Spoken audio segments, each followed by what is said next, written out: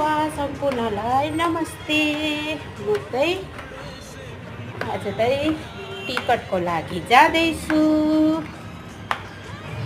साथीहरू यसरी गएन भने त अहिलेसम्म चाहिँ अब उहीबाट निस्केको जस्तै हुन्छ। गर्मी यस्तो बिना छ यसरी जानुपर्छ, किनभने पुरा टाउकोहरू दुख्छ नि त घामले हो। अन्त त्यो भएर चाहिँ यसरी छोपिकन अहिले यो त झन् यस्तो गर्छु डल्लै हिँड्दा चाहिँ हो। यो चाहिँ अब सिडी ओह्रालो चाहिँ म झर्दैछु, अटो पक्रिन्छु अब यहाँबाट।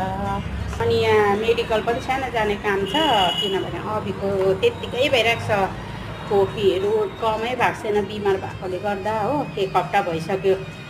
दिउँसो चाहिँ पुरा खोकी, दिउँसो आउँदैन, राति चाहिँ पुरा आउँछ खोकी। अन्त त्यो भएर त अस्ति पनि ल्याएको थिएँ मैले दबाई हो। अन्त त्यसले पनि भएन, फेरि आज एउटा अब फेरि अर्कै चेन्ज गरी माग्नु पऱ्यो भनेर चाहिँ मेडिकल पहिला जान्छु।